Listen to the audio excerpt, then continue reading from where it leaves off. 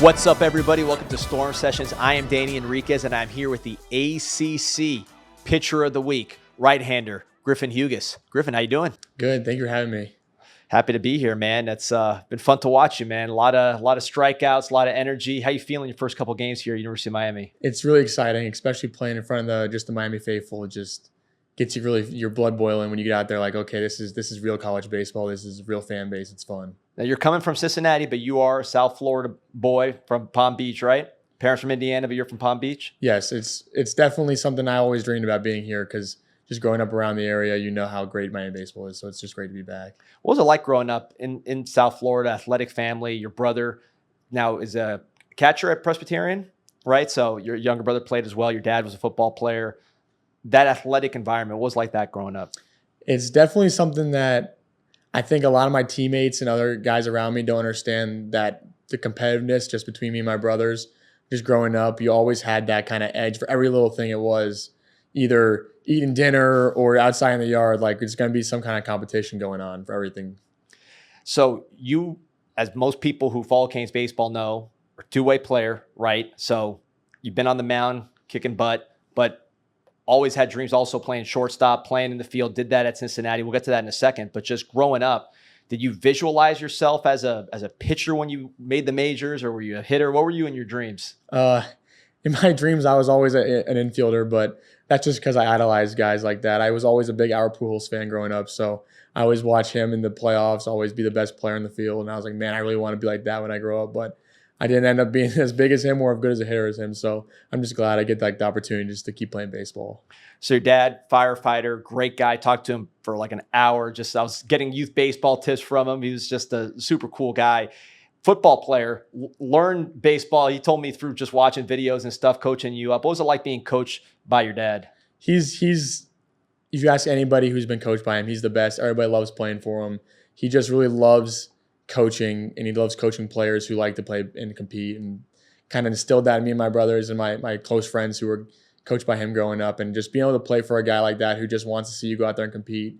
He didn't necessarily want you to do anything specific stats wise or performance wise, because he was just such a competitor, like football mindset kind of guy, where if you went out there and you tried your best and you played hard, then he was going to be happy at the end of the day. So that was always fun. Did you play any football growing up? I played a little bit until about middle school. I started really just getting locked in on baseball. And was that just because you liked baseball better, because you saw the future there? What was that about? I was pretty small in middle school, so I got bullied around a little bit in football, and I didn't like it as much as baseball. I get that. So, in terms of that group of youth baseball, a lot of those guys are, including yourself, are some of the stars either of college baseball or now Cam Smith. He's already being part of major league trades, right? So former FSU third baseman. You played with some really, really good players. Yeah, it's pretty crazy to think about, like 12 guys on a team growing up, and now we have multiple professional baseball players and multiple college baseball players. It's just really cool to see those guys continue to develop and grow as players themselves, and just kind of be able to talk to those guys that have been through things, and a lot of them are older than me, so I can just go up to like, hey, what was it like when you did this? What is it like when you had to go through that kind of thing? And it's a lot of perspective and advice I can get from them. And not just competition with your teammates, but your brothers, right? Three boys, athletes. What was that like growing up with your two brothers? I mean, those guys always, like when it came to baseball, it was always a competition. Who had the best batting average? Who got a hit off who? All kinds of stuff like that. And then I had the opportunity in high school to pitch to my brother, who was my older brother was a catcher when I was a junior. And then my senior year, my younger brother was catching as a sophomore, so I got to throw to him too, which is just pretty cool to say. You've been able to throw to both your brothers in high school. It was a pretty cool opportunity. Did you get on them if they didn't frame good enough, or they passed the ball that maybe you thought should have been caught? My younger brother definitely was a little bit more behind than my older brother, which makes sense. I mean, he was a younger guy, but we threw him into the fire one time in the state championship game, and he caught really good, but there was just somewhere I was like, okay, I got to throw this basically down the middle to make sure he doesn't miss it, because we can't really afford a pass ball right now. But it was still really fun just to get to throw to him.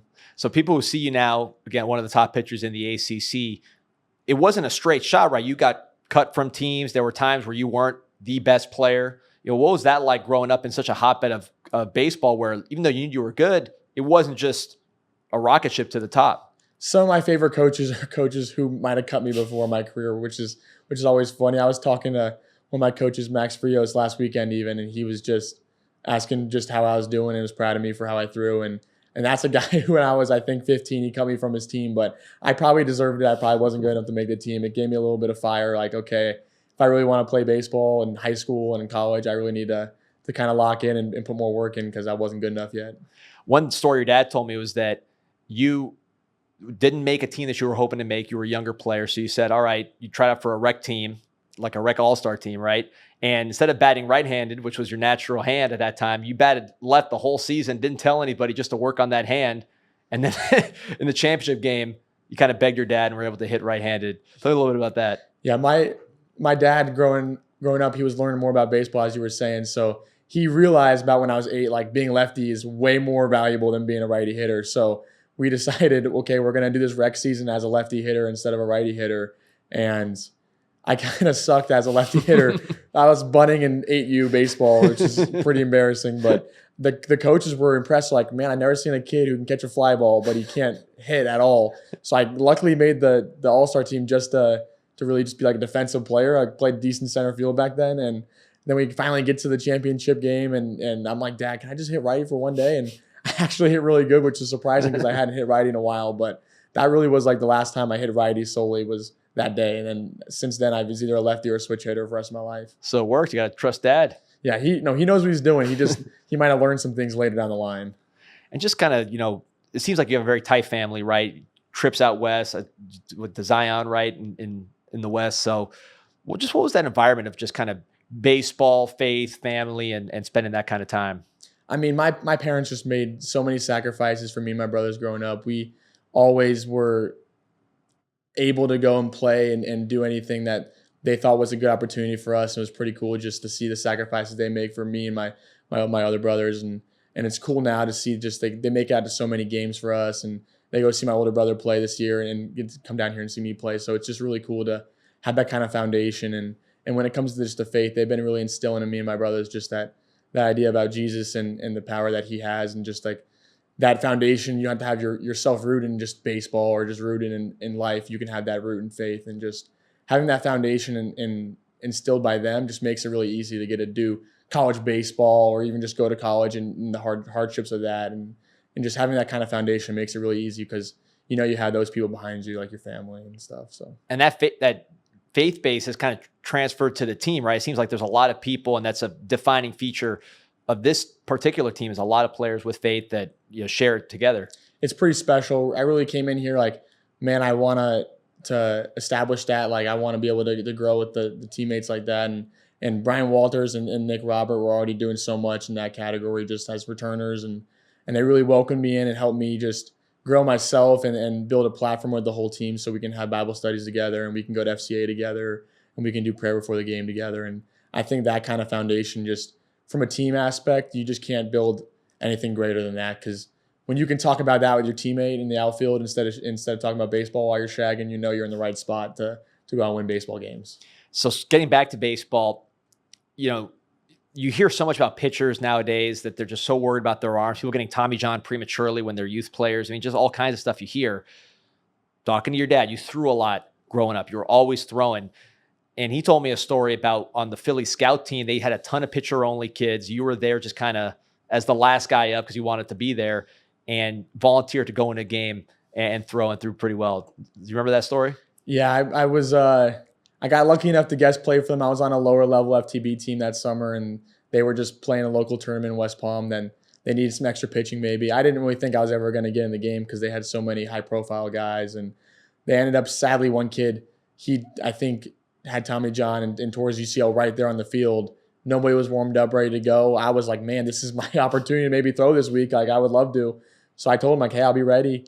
I threw 8 more pitches. Luckily, I threw good that day, so I made a good impression on them, and they asked me to keep playing for them. But I really wasn't expecting to do that. I wasn't really practiced just throwing 8 pitches to warm up and get in a game, but the opportunity arose, and I was really ready to go, so it was fun. Have you always had that kind of old school mentality? It's just like, because again, some of these people, it's like they're like sports cars, right? They don't want to throw if they don't have to. It's all very planned. It seems like you're kind of old school, being a two-way guy and just having the attitude to, I want to throw and play baseball. Growing up just around my older brother's team, they always had just such a great culture and environment of just wanting to compete. And I always wanted to be a part of that, just being a younger kid. So I would watch that and then be like, okay, I want to be competitive. I want to play with these guys. There was times where I'd be on the playground at the field and they'd be playing a tournament. They're like, we need a pinch runner. And I'd go run the bases in my shorts. So I always was ready to go. And like that competitiveness was always in me. But it's different now in this level of baseball. I think I definitely have that edge where I want to go out there and I want the ball on the mound. I want to be able to compete whenever they give me the opportunity. So having that mentality, I think, is really translated to this level for sure. So you're having some success. You're getting recruited by schools like Duke, Tennessee, which of course just won the national championship, but pitcher only, right? For those schools. What made you want to stay, at least try out being a shortstop and a pitcher at the same time at the college level? I had a lot of coaches who really believed in me as a hitter, and I think I just still believed in myself as that, and I knew I had the opportunity to at Cincinnati, and the coaching staff there, Coach Hugus and Coach Heilman and Coach Sprague, they really were just so high on me as a hitter and really wanted me to do that. I was really excited about it, so it was hard to turn it down when I had some bigger schools maybe that wanted me just to pitch, but I was like, man, when you have a coach that's that excited for you to still be able to be a hitter and pitch, I was more than happy to choose that. So, and you being a competitor and someone who just obviously has a lot of belief in yourself. You're at the same place. You're in the ACC. You're pitcher, the ACC Pitcher of the Week, first week. Do you feel better about at least having? Hey, I did it. I went to college. I played shortstop. I was able to hit, and I was able to prove it to myself that I could do it, and that maybe this was a better path. Yeah, I definitely feel like I showed okay, I could have done it. I know I gave it my all. I went for it. I know that it's never going to be the way you think it is. Coach Laz always says here that your baseball journey is never linear, and I think that's part of that for me. I never would have thought leaving high school and going to play college baseball that I would be here and pitching, but I'm more than happy to do it, and I'm really excited that I had that opportunity. I would have been really, really excited when I was 8 years old if somebody told me, man, you're going to go pitch at University of Miami. So I never would have thought this is how it was going to happen, but I'm really happy to be here. So the opportunity comes out. There's a coaching change. As I understood, it looked like maybe you weren't going to be two-weighing going forward at Cincinnati, again, different people involved. What went into the decision to jump in the portal? I just felt like it was right for me. I went there as a two-way. The coaching staff there didn't see me as that. I understand. I mean, they didn't recruit me in there to do that. They gave me a lot of opportunities as a pitcher while I was there, and it was a great time. I really loved all the guys there and the coaches. I still talk to them a lot, some of the guys and the coaches there still, and they really gave me a lot of support. And I really wanted to come play closer to home, get a better opportunity, maybe just to play from my parents that are just so awesome, that support you can have. And I realized I didn't really think about that when I went to Cincinnati out of high school. You think, oh, okay, college baseball, it's not that big of a deal. It's just a plane flight away, but 13-hour drive and a 4-hour plane flight or whatever you decide to get there, it's a big difference between being from home and not being from home. So coming back here was just a blessing, being able to come where I can just drive home for a meal if I need one, and my mom can come down to games, my dad can come down to games. So that kind of decision making definitely went into the whole process. And the program, coaching staff, the facilities, just obviously it's here, local, but the program itself, what did you see when you came on your visit? I mean, you're talking about top-notch facilities. I mean, the coaching staff has a plan and a desire to get you to the next level as well as win games, where a lot of teams are kind of scared of that professional baseball aspect of things. Here they embrace it. They know that they can get you to the next level. They know they have success in that. They know how to do it. They know they could prepare you for that. They're going to handle you like a professional player even while you're in college. And I think that was really appealing to me as somebody who wants to do that at the next stage of my career at some point. I know that these coaches are going to prepare me for that. And I think that's just different than some places where they're kind of scared to talk about it, where here they embrace it as just the culture they have. And you look on the wall and see the 4 championships, see pros working out with you. What's that like to know that you are stepping into a program that has been at the top of the mountain? I mean, it's pretty surreal just to know that your goals here are to go to Omaha. Your goal is to win Omaha. There's a lot of teams where their goal is to make a regional. Your goal is to host a regional maybe even. But here it's no, you're going for it all. You're going for the real thing. You're going for the real ring. You're not just playing for a conference. You're not just playing for a regional. You're really going for it all because you can. You can do that here. Before you got here, after you committed, went to Cape Cod, best college baseball players in the country, Wood Bat League. People didn't know as much about you going into that, but that was, I think, fair to say, your breakout to the wider baseball public. You had D1 Baseball talking about you, a lot of publications talking about just how well you did at the Cape against the best hitters in that Wood Bat League. What was that experience like? it was really cool just to be able to play with so many guys who were elite at what they do. A lot of coaches who are really, really polished with what they can tell you and what you can learn from them. I mean, that opportunity is just something I always wanted to go play in the Cape growing up. Like, I knew how awesome of a place it would be, how awesome the fans are. I was lucky enough to go to Bourne, where the fan base was just super cool to us. The area was super cool to us. I had an amazing host family. The Medeiros were just super cool to me and my buddy Blake, who was my roommate. And it was really easy just to go up there and play when you have a cool host family, you're in a great town, and then you go and your coaches are Jared Saltamacchia, and Coach Scott Landers are there, and then Coach Curtin in the bullpen was helping me with my pitching stuff. So when you have guys like that around you, it makes it really easy just to go up there and have fun and stay loose and just learn about baseball, really. I want to get to your coaches at the Capes. I know they had a big impact on you as a pitcher, but just in general, for those who don't know, the whole idea of going to the Cape, having a host family, what's that experience like? You know, it's got the average person doesn't understand, I don't think, what it all is. It was pretty crazy. I know that I finished up college baseball at Cincinnati. I knew that, okay, I flew home, I got in my car, and I drove up there by myself, and I got to my host family, never met them before. They said, okay, here's your room, here's your twin mattress, and you're going to have a roommate with you in there. And that was it, really. You show up and you just live with this family for 2 months. I was lucky enough to have a great host family. You always hear some horror stories or whatever, and I don't know if they're all true or maybe just people were homesick, but I got lucky enough to. My family was awesome, and it made it really easy just to go up there, and they would make you dinner. They were just happy to go watch you play. They were really supportive. So being able to have that was really cool, because you're far away from home, really. Like, you're there with guys you never played with before. It's pretty polarizing because everybody's saying how competitive it is, and it really is when you start playing the games, because you're there for about a week before you really start playing games. It's kind of intimidating with all the bigger name guys and the more media attention than any other summer league, and then you get going and it's like, man, this is pretty cool. It's pretty fun.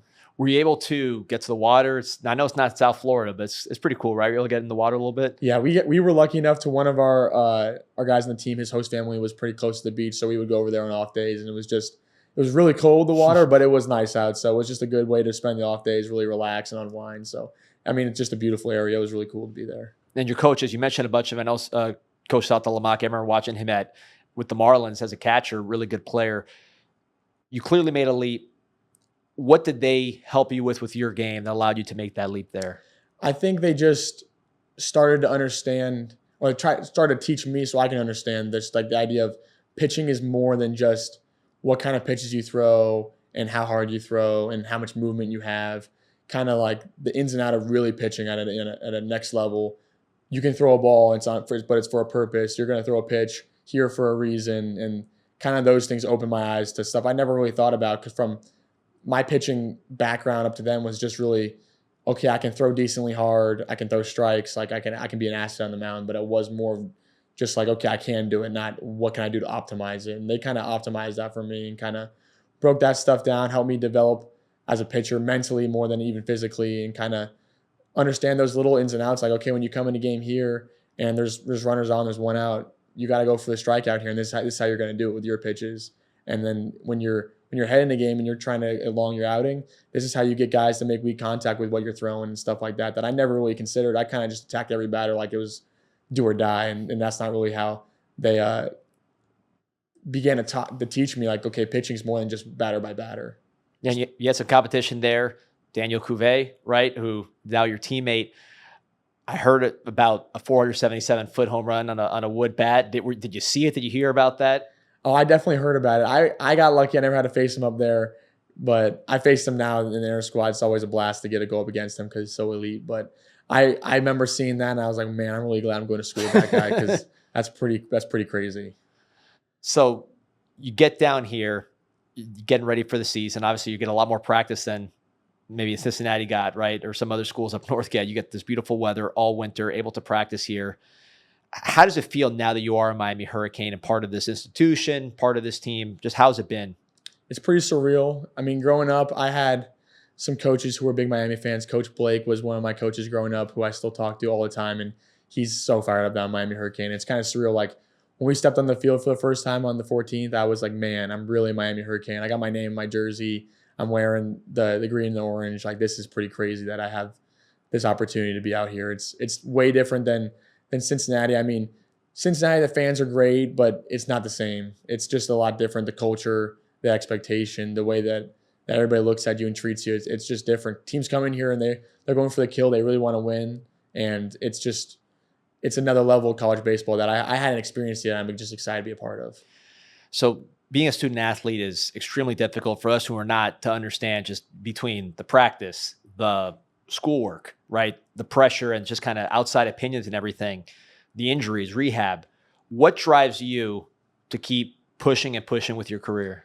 Definitely my faith, as we touched on earlier. I mean, I just really feel like God's given me these amazing talents and skills and this ability just to be out here every day for a reason. I think he's given me that opportunity to kind of try to grow in my faith and to grow others in my faith, be able to touch my teammates in a way that I know that it's just different when a guy in the locker room gets to talk to you about your faith than somebody from the outside, or even going to church and be able to connect with guys on that side of things and maybe teach them a little bit and learn myself in that way. I think that's really my real purpose, and that what drives me. That's my why I get to go out here every day, is I know that God's using me in some way with these baseball skills and abilities. He's using me in some way to really lift them up. Down the road, you're a guy who's going to play baseball for, God willing, for a long time, right? Because of your gifts and your mindset. When baseball's done, at least playing baseball's done, where do you see yourself? I really want to be a father and a coach. I feel like that was just the biggest impact on me were people who were father figures and coaches to me. And I really feel like I can have that impact on somebody else just with all this baseball stuff I've learned and all this stuff I've learned about life, even so far in my career. Just, I feel like I can really impact other players and other kids just in that aspect of life. That's awesome. We got some fan questions here. Get to them. Very popular guy. Josh Rulick wants to know, what was the biggest challenge adjusting to the lifestyle in Miami compared to Cincinnati? Oh, it's definitely the weather. Cincinnati was cool because you basically just threw a jacket on, a coat every day, and you went to the field and you knew it was going to be cold. Here, it's like, okay, is it going to rain? It's going to be really hot. I need to make sure I'm wearing my sunscreen and I'm hydrating, because you can get behind on that quick and then all of a sudden you're dehydrated for a week because you didn't realize it. It's definitely the weather. What's easier, being in the really hot weather? Obviously, you're from here, so you know, or being in the cold? Definitely as a pitcher, I prefer the cold because it's way harder to hit in the cold. Not anything that has to do with pitching. Just I know it's harder to get your gloves on when they're all crusty and cold. So I'd rather throw in the cold weather than the warm. Every advantage you can get. Yes. Shreebs06 wants to know, what's your favorite food? Ooh, probably my mom's chicken cutlets. They're pretty good. There you go. Shout out to mom. Zach Robinson wants to know, what's your favorite Bible verse? Probably Psalms 23. The Lord is my shepherd. So I kind of remember that every day when I get to the field. Like he's guiding me throughout what I do, and he already knows my purpose for me. And that kind of foundation just kind of gives me a lot of strength when I get on the field. Question here from Polk Kane. You answered a little bit, but how did you decide to be a Miami Hurricane?